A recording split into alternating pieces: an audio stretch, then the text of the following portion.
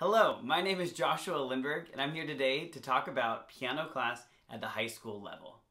A little background about myself, which will make it a little bit easier. Number one, I'm just going to tell you I am not good at recording myself. I am so much better when I'm interacting, talking with you guys, feeding off your energy, so thank you for watching this. Also, I'm sorry if it gets a little weird or if it doesn't look like I know what I'm doing. I'm facing a camera right now, pretending it's all of you guys watching me. We're good to go. I'm sure most of you guys can remember back to either a recital or any other public speaking that you may have had to do. Oh my gosh, see what I mean? So if it gets awkward, thanks for watching. If it's not, hey, I did great. So a little bit about myself. Again, I'm a classical pianist. I primarily focus on accompanying right now, accompanying choirs, because for the past 4 years, I've been the choir and piano teacher at Kennewick High School. Currently, I'm in a new position that I'm not actually teaching group piano, so kind of weird I'm doing this now. This was my presentation I was going to give last year, but the exciting part, next year I'll teach a piano class. But right now, I am the director of bands and orchestras at Southridge High School.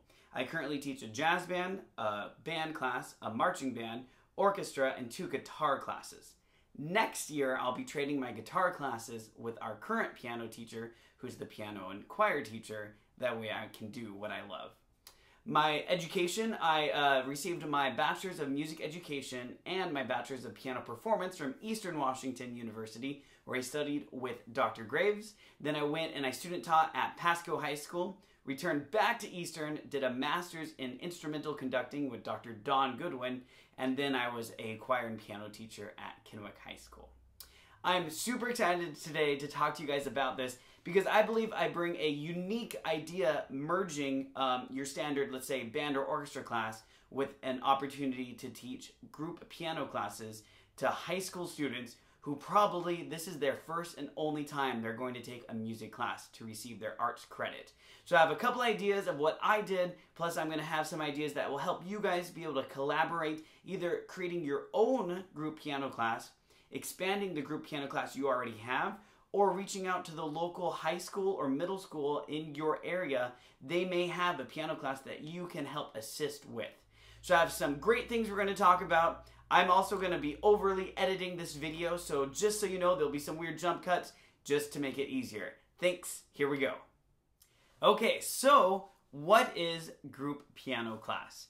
That's the starting of this whole presentation. I think there's 2 different versions of it. Number one, there's a more studious side, especially at universities where most music students are required to take a group piano class. This is usually non-pianists that need to take the fundamentals of the piano and how it relates to music in general, but how they will use it in their future. Usually these people that are taking the class are other instrumentalists, vocalists, composition majors, other people that understand music, but now are learning the piano as a way to push forward their career. The other definition or idea of piano class is someone who's just taking a group piano class to learn how to play the piano. They want to be able to play it, whether it's at a high caliber, be able to just accompany themselves, or show off what they're able to do. A lot of the times, universities will have a group piano class for non-majors, and it's all across the campus can come together. Instead of taking one-on-one lessons, they have a whole group setup. At the high school level, which is what I'm focusing on, every Washington State high school student has to take 2 art credits. This piano class counts as one of those art credits as long as they stay in all year long. Most students in this class are interested and want to learn the piano. They don't want to go off and play concertos and have sonatas and everything set up. They want to be able to play what they hear on the radio. They want to play for their friends. They now want to be on TikTok. They want to be on YouTube. That's where I'm focusing my classes to be. I'm focusing on connecting our fundamentals from the classical side and combining them with the Generation Z, or whatever you want to call it, TikTokers that want to be able to play the piano. At Southridge High School, where I currently teach, we have 16 P115 Yamaha keyboards. This is fantastic because they have a little plug-in, they can wear their headphones. Over at Kennewick High School, we had 28 of those P115 keyboards, so I could have a bigger class size. Right now, we're figuring out how to purchase more pianos to be able to expand this class to more of the students at Southridge High School. That's where this presentation is focusing on. How can we take our fundamentals of our classically trained everything to go with piano and make it equally enjoyable for all of those around who want to learn the piano. Here's what I do at my high school. So at the high school, we're able to have one keyboard per student. At the keyboard, they also had a pair of headphones they were able to plug in and be able to hear themselves practicing. And we also had the Alfred's Basic Piano Adult Lesson Book 1 and Book 2. The way I set it up, year 1 with me was all Book 1, year 2 was year 2. I also was able to expand it that if I had students coming back, or if they had students who had previous piano knowledge, or maybe even had a private teacher outside of the school, they had an independent study where they would just come in and get free 55 minutes of practicing, and then they got a high school credit for that. What the students would do is, number one, we would have a daily lesson, either something out of the book or another technique thing I would focus with them. Then they'd be practicing on their own for a little bit of time. I would usually walk around the room, help them out. People could raise their hand, I would come listen, but I also encouraged them to play for each other. The keyboards themselves had 2 head-foot inputs, that way 2 people could listen at the same time. A lot of the time, my students also, I encourage them to practice without headphones on. I know what you're thinking, oh my gosh, it would be so much noise, it would be so loud. That's fine. I encourage my students to play for each other, all that set up. I believe it was Victor Wooten who did a TED Talk that explained music is a language, that every time we play, we're jamming, and right now in the fundamentals, we want them to jam together, to be able to grow together. You wouldn't send a student or a kid to go learn to speak with a dedicated teacher once a week and then come home and only practice for 5 minutes, 50 minutes, whatever they're going to practice. No, you would want them to be talking all day long, making weird sounds, learning how to say the words. That's what I'm encouraging my students to do at the high school level. So not only are they practicing during this time after we've gone through the daily lesson, but they're also getting a chance to jam together and to make music. The last portion of all my classes, we would do some sort of group activity. Either we would work on a group piano song together, or it would be how can we take what we're kind of working on today and make it so people would want to listen to it. I know that sounds funny. We all know how to practice. I'm teaching my students now who have never played an instrument before or never even tried music how to practice. That's the basic setup of what we did. Now beyond that, there'd be way more days that we would not do a lesson from a book. A lot of the time I'd bring in either my band side or my jazz side, and we'd do something that was encouraging to the students because they would be able to play right away, or it would be something that they would do together and we would do a music theory lesson based on that. So I'm going to explain some of those now, and hopefully you'll be able to use some of those with you. I also attached to this presentation a PDF of a handout. Hopefully you have that and be able to follow along. If you don't, shoot me an email and I'd gladly send it over to you as well. Here's a couple of the things that I do that hopefully you will be able to use with your group piano class. So there are some student activities that I want to share with you that I used that were super successful, that jump-started some great ideas I had. Hopefully they will jump-start some ideas you have as well. The first one is I use an outcome tracker. I call it Etude Tracker, connecting some of that classical piano stuff in how I teach. But basically it sets up in what I call units how the students need to progress. So I base it from the very beginning off of our lesson book that we're using, or our method book, and say, you know, by this information you need to learn this, you need to learn this, you need to learn this. I've included a sample in the packet, so hopefully you can see that. It makes it super easy because the students are able to know what they're going to be working on and what they need to look forward to, but it also makes it easy to track the progression of each one of the students. Since it is a high school class, I'm able to attach points to them. I keep the points super simple. The way that I grade along with it is I will go around to each one of the students. Either I'll have them unplug and play for me, or I'll actually take my own pair of headphones, plug in, because some of the students are a little nervous to play in front of others, especially right at the beginning. I try the best I can to get them to start playing. That way we will take that little nervousness out of the factor. But I will listen to them. Basically, if the student is able to play it correctly, they'll get all their points. Usually from the very beginning, you get your weird accidents, they don't know what's happening, they put the finger in the wrong place, I'll correct it the first time. the next times I go back, that is one thing that they need to be focusing on. I also use a criteria, which I'll show you in basic rubric that we talk about at the beginning of the school year, which makes it easier when I go around to grade. I'll be like, oh, that's a 4 out of 5. Here's why. It would be something like I played 7 wrong notes, 10 wrong notes, something like that. If you have it all laid out, it makes it so much easier for you as the teacher, but also as the student to see what they are working on. The next thing I do, and this is what I started last year that my students absolutely loved, is every day I would have a different snippet of a song on the board that they could all play.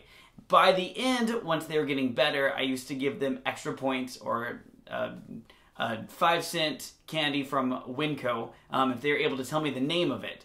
I started out basically just giving numbers. So I would use a 5-pattern song where they would have 3, 3, 2, 1, 2, 3, 3, 3, 2, 2, 2, 3, 5, 5, and write just the numbers on the board.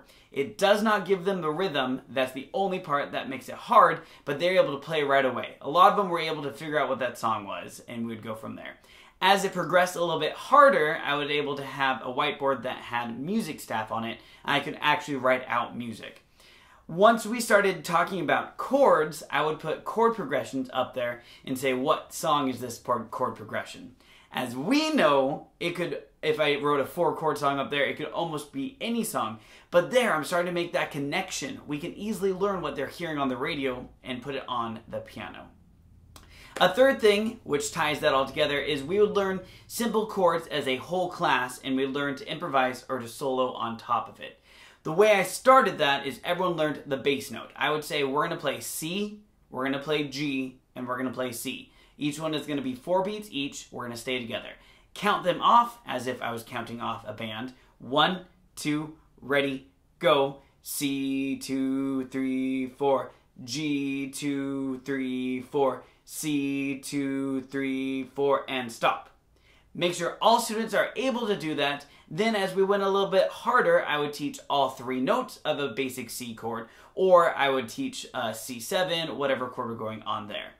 The next part of that is we would learn the pentatonic scale, or we would just do the first 5 notes, all set up. C, D, E, F, G, I'll go over to G, G, A, B, C, D. That way the students are tying in all these fundamentals that we call technique, but what they call just learning the piano all together. So then half my class is playing either the chord or the root note. The other half is playing up that scale. Get that going all together, and then I would call for volunteers, which you're always going to have at least one student that's like, I want to play, I want to play. You're going to have them explain to them, you're going to play these notes, but in any order you want to. Again, this sounds rudimentary to us, and you probably have students that are way beyond this, but when you're in that group piano setting, all of this can be brand new, or even brand new to people who are already classical pianists. So that's just another fun activity we can do all together. Later, I would actually have it written down, which you'll see in the packet as well, how I have this set up. Okay, everyone, we're going to do a solo in D minor today, or we're going to focus on this chord sequence, and I'm going to show you what we're going to play on. The next thing along with that is accompanying each other. So not only in that first exercise was I getting them to play the chords or bass notes and the scale, now I was going to say, okay, everybody, we're going to play the chords, but we're going to play really quiet.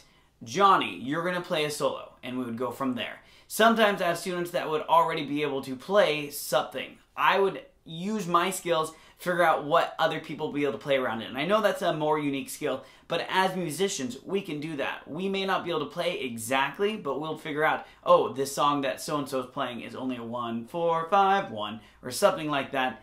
Base it around there. The more tie-in you can do as a whole class, the better all the students are at playing together. So we would accompany each other do that. Another thing we would do is pick an easy song. I always picked, oh gosh, I don't remember what I picked first. The last one we did together before we were unfortunately sent home to quarantine for pandemic was the Star Spangled Banner. A little more complicated, but it was easy because my choir class was able to sing and my piano class was able to accompany them. I know this is more unique because I had both put together, but if you can figure out a song or something like that they can play through together, it makes a vast difference in all of that. The next thing too, we did whatever we could to tie in theory. So obviously these students, especially at the high school level, are able to think a little more, use the different skills they have to do all that.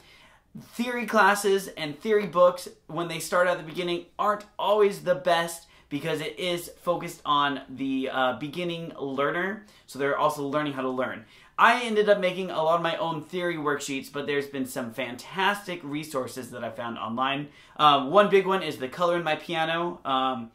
You also can go on to Teachers, Pay Teachers, and actually purchase other things. I'll show you a couple of things that I based mine off of, and I'll add a couple more links on the paper as well that you can look at. Using those were fantastic because I would do some sort of theory lesson. Here's the worksheet. Okay, turn it into me. Now you can go play the piano. We'd use almost incentivize playing the piano as a way to get through the theory, but in reality, they're using that theory to be able to play the piano, which made it super nice.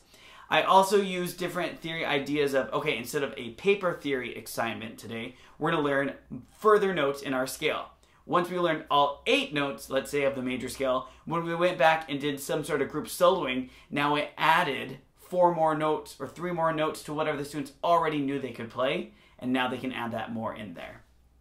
The other thing I did that my students absolutely loved was play and tell days. So instead of show and tell, we would do play and tell. Basically, it started out every Friday, students had to play one thing for the class. It could be a new chord they learned, it could be a new measure they learned. I, again, was just trying to encourage them to play for each other. By the middle and by the end of the year, the students were like, no, Mr. Lindberg, I want to play all of this song. And so I'd be like, okay, because that's the idea. We want the students to be able to learn, we want them to be able to grow. The reason I started it as simple as I did is to not only encourage students to play for each other, but also the people listening to encourage, to clap, to applaud, to realize we all make mistakes. That was the easiest way that my students were able to grow, is instead of festering the, oh my gosh, I played the wrong note, what am I gonna do? Susie over there is not gonna like me anymore, turned into, oh gosh guys, I played that wrong note. Here, let me try it again, let me play the right ones. Or everyone was like, nice job, keep going. It was just a camaraderie that came together that it's almost missing on one-on-one lessons that added to the benefit of having the group piano class. My finals, since it was the high school class, I was the end of first semester, and at the very end, we're actually playing a piece for everyone. The first semester final, we would go into the auditorium on our grand piano, and students would sit in almost recital style. They'd play their one song that I picked for them, then they had to pick a song of their choosing. I helped them find it. Either I reduced it down for them, or we found a PDF online that they played. They played it for each other. Boom, checked it off. The last final I brought in from Dr. Graves, we did a 48-hour piece when I was doing our piano juries in college, where we had a piece for 48 hours, so 2 days before we would have our jury. You had to learn it the best of your ability, and then you played it at your jury. I do the same thing with my high school students. But instead of 48 hours, I call it the 4-hour piece, since I see them 1 hour each day. I'll give it to them on that Monday, and they have to play it for me on Friday. My very first year, I used a Chopin Nocturne that was really watered down. It was fantastic. I thought my students were going to understand it, and it just crashed and burned. Because I didn't teach, or I was teaching them how to read the music, so they saw an E flat. But that one connection that was lost was this E flat is the middle of the piano. They saw E flat, so they thought they could play any piano, or sorry, any key on any E flat on the piano. So that was one thing that I learned with them, how I can teach that better. The way I did that is I simplified what song we did for the 4-hour piece, because I'm not judging them or grading them on how hard of a song. I want to show them that they were able to learn a song in 1 week, in 4 hours.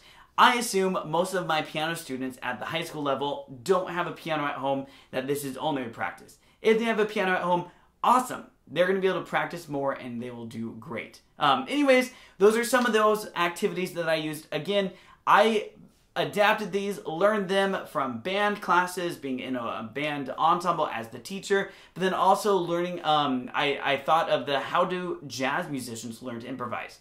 Why aren't we teaching this in the piano class? Why aren't we teaching this in all of our classes? So I kind of figured out what my students could do with that. Hopefully you can use some of these. Again, they're all in the handout again, and hopefully you can go from there. As a high school teacher, here's what I think you could do to be able to help enhance the group piano class at the high school, but maybe some ideas you can do in your own as well. So number one, like I said, reach out to the high school or the middle school in your area. See if they have a piano class. If they do, fantastic. See what you can do maybe to help them out. I've had people come in, I would bring in guests just to play for us. Again, most of these students who are in a piano class, they just want to play what they hear on the radio. But I would do like, guys, we have this awesome pianist coming in. They're going to play some classical music. It's going to be amazing.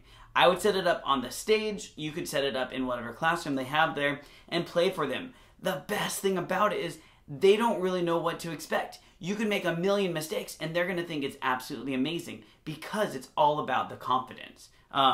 I've had it where students would just line all the way around the piano so they could see what the fingers are doing. Sometimes, since we're on keyboards, I would have them actually look in the piano and see all the hammers.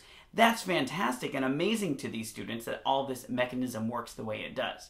Other times, I'd have them still just in the audience as a time to sit and listen, be able to take notes. A lot of times I would have a reflection page of what did you hear? What did you think? What did the song make you think? Stuff like that. Again, we're kind of teaching these students how to be musicians beyond just how to play the piano. Another idea you can have is if you have any students that are able to take time off from school, have them come in and play with you for the students. It's another great time to be for these students to see their peers, people that may be their same age, maybe even younger than them playing at the piano. A lot of the time, people will think, oh, that's discouraging, but I think it's great when students can see that and be like, oh man, look what we can do. It just is super helpful. Beyond playing for them and being an example is also to see if there's any days you can go in and work with the teacher there. Most of the people that are teaching the piano class are not classically trained pianists. Oh my goodness. Again, thank you for bearing with me with all this. I'm so much better. I feel like it's so much better in person. It's a new medium, trying to figure this out as we've all learned this year. Anyways, so if you can go in there and maybe help the piano teacher, again, who probably doesn't play piano, or if you can just help and split the class in half, that would be fantastic. If you are interested in starting your own group piano class and you're like, I just don't have a room of 15 or more pianos, that's okay. A lot of these activities can either be done on their own and then brought to the piano, or you can use a piece of paper and a dummy piano. I do that a lot with my students that either don't want to play that day or something. Yes, I encourage them to go play, but one thing I send home with every student right away is just a PDF page or a printed out page of basically a 2-octave keyboard. That makes it super easy that they can put both their hands on there. I know it's different, we know it's different, but for them, they're just learning where to put their fingers. A lot of my students too that maybe are sick or have an appointment or go on vacation, they'll say, Mr. Lindberg, what is my homework? I'll say, practice along with that. So when you come back to school, I want to be able to see what you've been doing. That's something you can do. Another activity would be splitting the piano in half. Again, I know we all want to use the whole entire piano, and I'm sure you have a lot of students that already are playing more advanced literature. But again, splitting the piano, the bottom half is accompanying, the top part soloing. Flipping it around is a great thing that you can do as well. So I guess my call to action for you, number one, is really reach out to see if you can have a piano class you can join in, maybe at the high school. Number two, think about what are some different group activities you can do in your current studio where you are at. And then number three, how can you take what we are learning with our students and instead of being like, oh, we're only going to be working on this, taking the whole look, the global look at music. You know, what can they learn on the piano? What can they learn from listening to music and being able to take that all together? Again, these are open ideas that I've figured out and looked at while I've been working with this group piano class. Thank you so much for watching. Hopefully you learned something with that or have ideas you can use in the future. Again, reach out to your local high school, maybe even your middle school. They might have a piano class that you didn't know about, or you did and you're able to go in now with some ideas to either help them, maybe expand with them, or even send in some videos of yourself playing or ideas for those students. Again, if you did not get the PDF, send me an email right here. I'll be able to send it over to you. Also, I have a Q&A session. Please come join us Sunday, June 19th at 2 p.m. Thank you so much.